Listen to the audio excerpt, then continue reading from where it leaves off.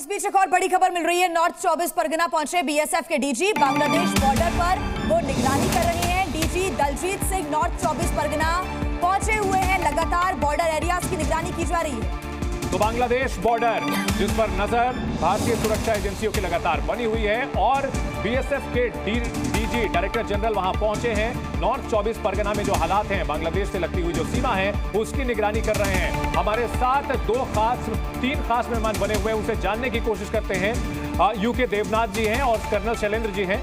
देवनाथ जी, अगर बात की जाए बांग्लादेश के हालात पर लगातार हम चर्चा कर रहे हैं, लेकिन सबसे बड़ा सवाल है कि वहां पर अभी जो भारत का जो बॉर्डर है, वहां क्या कुछ हमें जो है तैयारियां रखनी चाहिए? जी, बांग्लादेश का बॉर्डर जो है भारत के साथ 4000 किलोमीटर है। नॉर्थ 24 परगना जो है वो बहुत ही क्रिटिकल एरिया है, क्योंकि रिवराइन एरिया है, वहाँ मार्शी एरिया है, नहरें हैं, नदी हैं, नाले हैं। अब बीएसएफ के डीजी वहाँ गए हैं। बीएसएफ की जिम्मेवारी बहुत ही अभी कठिन है, क्योंकि बहुत जल्दी भी आप देखेंगे कि बांग्लादेश से बड़ी संख्या में हिंदुओं का पलायन होगा और वो भारत की तरफ दौड़ेंगे, खासतौर से पश्चिम बंगाल की तरफ।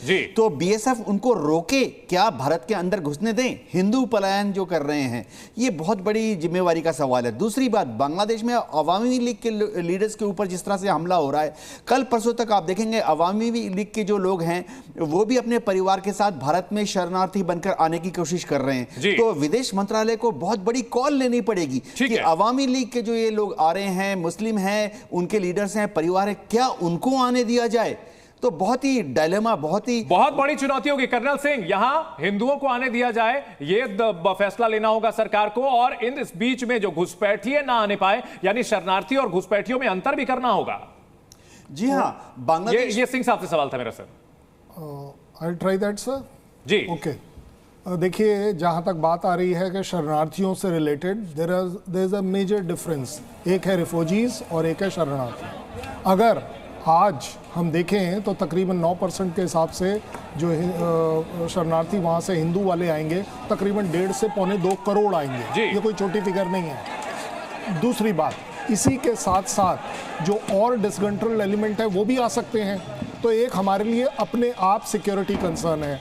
मैं कहता हूं कि क्यों नहीं, अब जैसे बात चल रही है हसीना के लिए, भाई 57 मुस्लिम कंट्री है, कोई नहीं निभाएगा जी, कोई नहीं निभाने को तैयार है। अपनी मुस्लिम ब्रदरहुड कहाँ गई? और उससे भी ज्यादा बड़ी बात है जो मैं कहता हूं कि ये एक सिस्टमैटिक प्लान्ड कॉन्स्पिरेसी है जी। छात्र आंदोलन अपने आप में कॉन्स्पिरेसी है सर, किसकी कॉन्स्पिरेसी है ये? मैं आ रहा हूं। छात्र आंदोलन का अगर क्रोनोलॉजी देखे, ट्रिगर किया छात्र आंदोलन से, क्या हो गया? मॉब ने उसको हाईजैक कर लिया। उसके हाईजैक करने के बाद किलिंग स्टार्टिंग हो गई। किलिंग्स के बाद आप देखते हैं कि पुलिस स्टेशंस को लूट लिया गया और वहां पर अटैक होने शुरू हो गए। आपने प्राइम मिनिस्टर को बाहर निकाल दिया। यहां तक अब क्यों नहीं रुके आप? क्योंकि ये जो बड़ी कॉन्स्पिरेसी है ये आईएसआई की है, और ये मैं नहीं कह रहा, ये शेख हसीना ने 15 दिन पहले कहा था कि हम इसको इन्वेस्टिगेट कर रहे हैं कि किस तरीके से आईएसआई इसमें इन्वॉल्व है। मुझे बता दीजिए, इस पूरी की पूरी लड़ाई में कौन बेनिफिट होता है? क्या पाकिस्तान बेनिफिट होता है? उसने रिवेंज लेना है, उसे 71 का रिवेंज लेना है। उसको बांग्लादेश की इकॉनमी हजम नहीं है।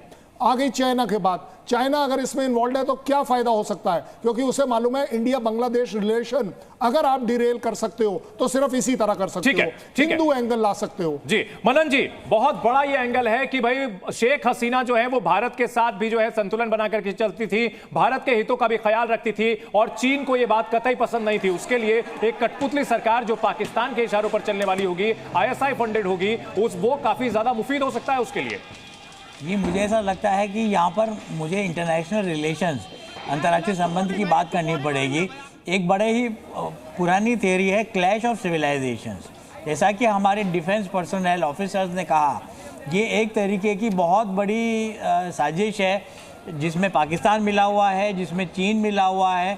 और अगर हम बहुत पुरानी बात करें तो हम ये पाएंगे कि स्ट्रिंग ऑफ पर्ल्स की स्ट्रेटेजी है जी। कोस्टल और मैरीटाइम एरिया से भारत को घेरने वाली बात है कि भारत को घेरा जाए, और भारत के जो एलाइज हैं जैसे कि नेपाल, भूटान, काफ़ी हद तक नेपाल भी है, और बांग्लादेश, इनको डिस्टेबलाइज करके चाइना के ऊपर डिपेंडेंट बनाया जाए। ठीक है, बहुत बड़ी ये साजिश है और निश्चित तौर पर इसमें अब एक चीज तो साफ है कि पाकिस्तान का हाथ निश्चित तौर पर इसमें सामने आता है। तख्ता पलट यानी वो शब्द जब बिना चुनाव ही पूरी सत्ता को पलट दिया जाता है। बिल्कुल, रातों रात हुक्मरानों की कुर्सी छिन जाती है। लोकतांत्रिक तरीके से बनी सरकारों की जगह सेना या प्रदर्शनकारी ले लेते हैं और बांग्लादेश हाल ही में उन देशों की फेहरिस्त में शामिल हो गया है। Z News।